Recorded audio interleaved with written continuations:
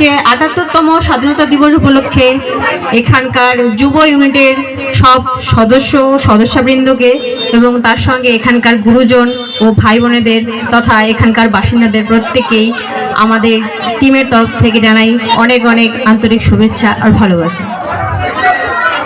তো এখানে টেকনিক্যাল একটু ইস্যুর কারণে একটু লেট হয়ে গেছে আমার এখানে আসতে, আর তার থেকে সব থেকে বড় কথা আমার ওখানে ইনভাইটটা যে এখান থেকে গেছে পৌঁছতে একটু লেট হয়ে গেছে, একদিন আগে জাস্ট আমি জানতে পারি।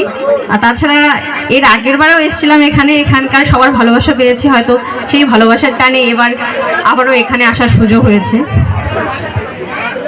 যাই হোক, ওই স্বাধীনতা দিবস উপলক্ষে আমি সেরকম কিছু জানি না আমরা কতটা স্বাধীন হতে পেরেছি, তবে আমি যা দেখছি আমাদের বর্তমান সময়ের যা চলছে পরিস্থিতি, আমাদের বাইরের প্রতিবেশী দেশের মধ্যে যেরকম সন্ত্রাসবাদ চারদিকে ছড়িয়েছে, আমি শুধু এই স্বাধীনতা দিবসে একটাই আশা রাখি, একটাই রিকোয়েস্ট, একটাই অনুরোধ সবার কাছে তথা এখানকার বাসিন্দা তথা আমাদের সমস্ত দেশবাসীর কাছে, ভারতবাসীর কাছে একটাই অনুরোধ যে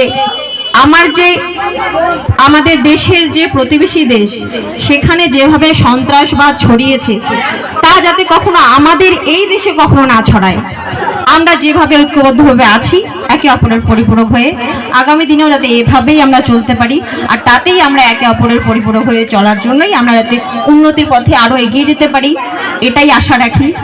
আর ৭৮তম স্বাধীনতা দিবস যেভাবে আমরা এখানে আমি এত ভিড় দেখছি, এত সুন্দর করে উদযাপন হচ্ছে, তো আমি এটাই চাইবো যে আগামী দিনগুলোতেও যাতে আমরা এভাবেই একে অপরের সঙ্গে মিলেমিশে ঐক্যবদ্ধভাবে চলতে পারি।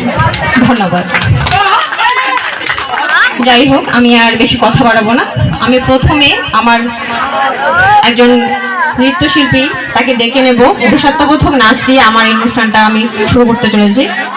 তো প্রথমে আসছে